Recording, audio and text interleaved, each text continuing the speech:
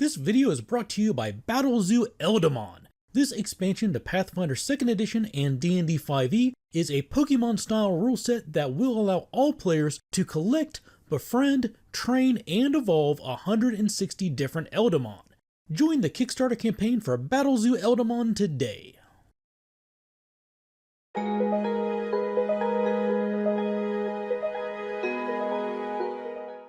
Hey everybody, Dave here with another Pathfinder rule reminder for you, and today we're going to be talking about the cost for services.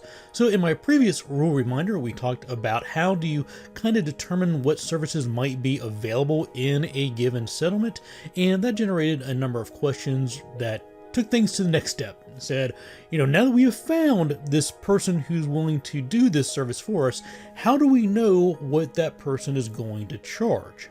So there are a couple of things that we can look at here. First is, again, on page 294 of the core rulebook, there is a table that lists a lot of commonly available services, including the cost for spellcasting. So first, I'd always start there. There's also a couple of other books that have a few services that are included. The newly published Dark Archive has services that your secret society can provide you if you are a member of that secret society. For example, if you want something to be counterfeited, they are able to provide that service to make a counterfeit version of whatever that document or object is, and the cost that they charge is between 5 and 20% of the value of the original item. They're also in the Pathfinder Society Guide. You can find the cost for services for fixers who, despite the name, they're basically more like guides, and also for researchers. And the researchers that are presented in the Pathfinder Society Guide are very, very specialized. These are not common general knowledge people. These are people who are really focused on a given topic, and they charge a premium for those services. So I would recommend you start there. Now, if none of those are in the ballpark for the service that you're looking to price, the next thing to look at are hirelings. So back on page 294 of the core rulebook, there is a passage about hirelings, and there's two kinds of hirelings. There's unskilled, which is basically just manual labor, or anybody that you don't necessarily want to have to make a skill check in pursuit of whatever it is they're being hired to do, and then skilled labor. Now, both unskilled hirelings and skilled hirelings are level 0 creatures. The unskilled hirelings, they charge 1 silver per day. The skilled hirelings charge 5 silver per day, and the skilled hirelings are able to roll whatever skill it is they're being hired to do with a +4 modifier and are considered expert proficiency, although again they are still level 0 characters. And both the unskilled hirelings and the skilled hirelings will charge you double if they're expected to go out adventuring with you. So this is kind of a throwback to like really old school D&D, where it was common to hire porters to carry your treasure for you, or you might hire torchbearers whose sole job was to follow you around in the caves and dungeons holding torches while you did the fighting and adventuring.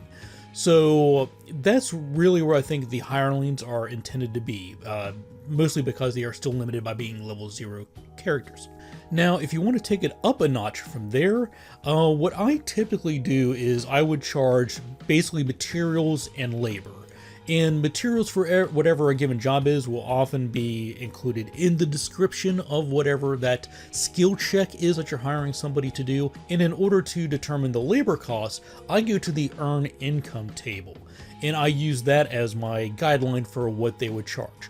Now, I should mention that there are a lot of people who are really dive into the math behind these and comparisons between these charges on these tables and other things, and a skill that you're hiring someone to do might be only one action, but the earn income table is for an entire day of downtime or an entire day of labor in this case, and really kind of try to piece things out.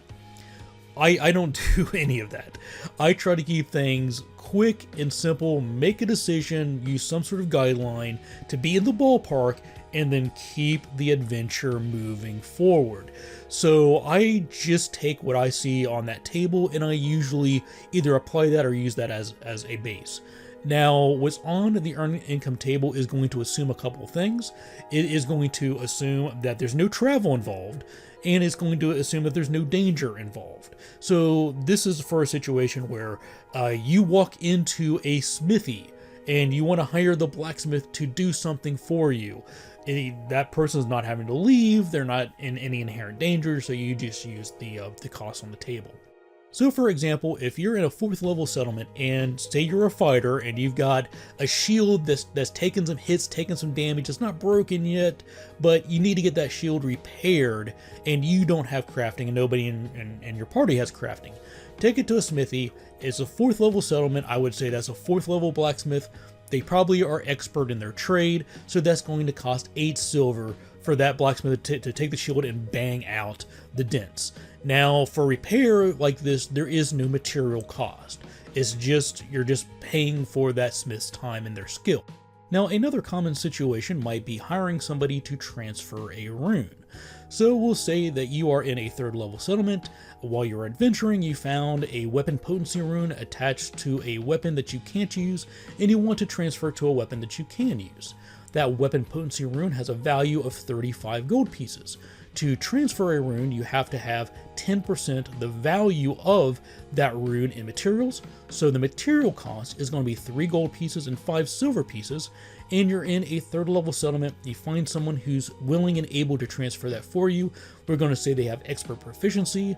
So 3rd level expert proficiency is 5 silver pieces in their labor cost. So the total cost that I would charge to the player to transfer that rune is 4 gold pieces. Now again, there's a lot of ways that you can dive under the hood and dissect this and come up with different calculations, and that's all great, and you might and probably would come to a more accurate cost. For me in my games, if there's no material damage that can be harmed to the narrative by transferring the rune or repairing a shield, I just go to the table, I take the cost, I move on. Now that assumes that what you are looking for is a commonly available skill set, but if you're wanting to hire someone to do something very specialized or using an uncommon rarity feat in order to accomplish what they're needing to do, then they're probably going to charge a premium. And the best guideline I can find for what that premium might be is if you look at the cost for hiring a researcher from the Pathfinder Society Guide. They are very, very, very specialized people and with a very narrow focus in whatever their area of expertise is, and they charge 20 times what is found on the earn income table.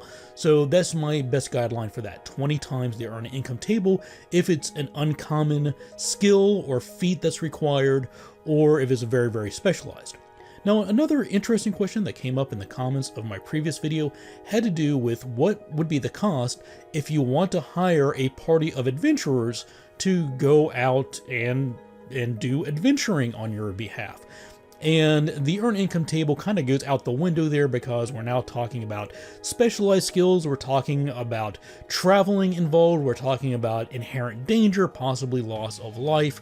So that's not going to work, the earn income table. Instead, for something like that, I would recommend you look at table 10.9 on page 509, and this is the table that's used to determine the rewards that a GM gives to a group of players for adventuring, and look at whatever the level is of that party, and use the currency column of that table to be the amount of money that you would pay them in a reward for their services, and tell them that they can keep whatever treasure or other valuables they find in the course of their adventure.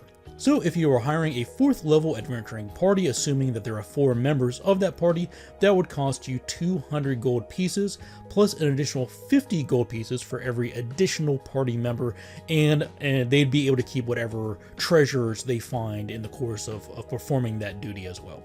So that's it for today, some guidelines on how to price the cost of services, If you have any questions, please leave those in the comments. If you have any suggestions for future rule reminders, please leave those in the comments as well. As always, I'll leave a link in the description for any other videos that touch on this topic. And as always, I want to take a quick moment to say thank you to everybody out there who supports me, whether that's by clicking the like button, subscribing to the channel, subscribing to the Patreon, buying a super thanks. It all adds up, and I greatly appreciate everything the community does to support me. And with that, thanks for watching, take care, and happy gaming.